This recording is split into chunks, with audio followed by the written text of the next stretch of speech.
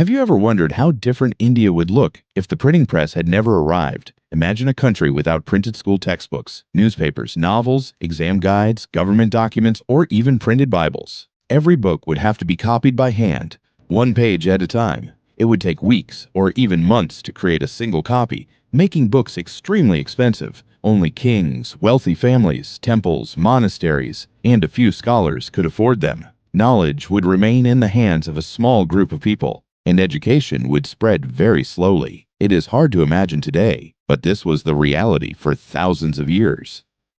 Everything began to change in Europe around 1450 when Johannes Gutenberg invented the movable type printing press. For the first time in history, thousands of identical books could be printed quickly and accurately. The first major book printed on this press was the Bible. Christians believed that ordinary people should be able to read God's word for themselves instead of depending only on others to explain it. This desire to spread the Bible led to one of the greatest technological revolutions in history. But the printing press did much more than spread Christianity. It also accelerated literacy, education, science, literature, and the exchange of ideas across the world.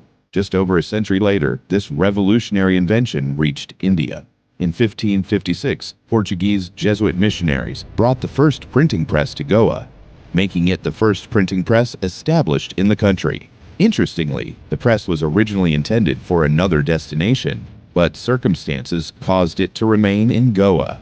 The missionaries began printing Christian books, but they quickly realized that to communicate with local people, they needed to learn Indian languages. This led them to study, document, and print grammar books, dictionaries, catechisms, and educational material in local languages. Some of the earliest printed works in Indian languages were produced through these missionary efforts. Whether someone agreed with their religious message or not, their contribution to preserving and printing Indian languages became historically significant.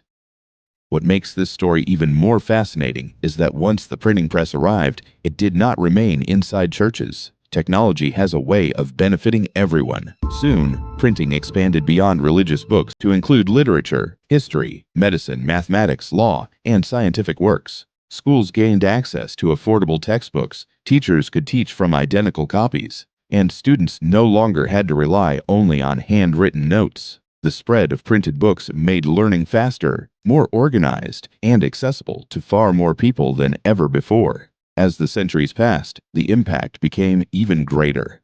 Newspapers began informing the public about important events. Reformers used printed books and pamphlets to spread new ideas. Universities published research. Governments printed laws and official documents. Businesses printed manuals and invoices. And ordinary families could finally own books. Knowledge was no longer locked away among a privileged few. The printing press quietly became one of the foundations of modern India. Today, we live in a digital age where most of us read on phones, tablets, and computers. But many people don't realize that the internet is, in many ways, an extension of the printing revolution. Instead of printing thousands of physical books, we now publish millions of digital pages instantly. E-books, online newspapers, PDFs, educational websites, and research papers all exist because humanity first learned how to mass-produce knowledge through printing. The technology has changed, but the purpose remains the same: to make information available to everyone.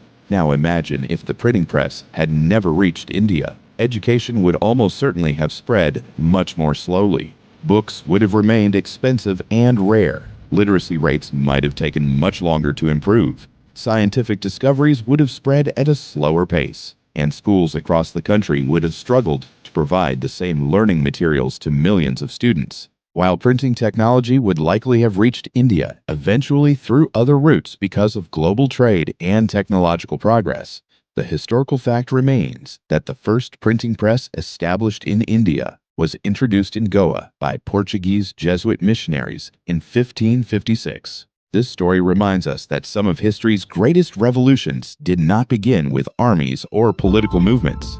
They began with simple inventions that changed the way people shared knowledge. The printing press is one of those inventions. Every textbook you studied in school, every newspaper you have read, every novel on your bookshelf, every government document, and every printed Bible carries the legacy of a technology that transformed not only India, but the entire world. Sometimes the inventions that make the least noise end up making the greatest impact on civilization.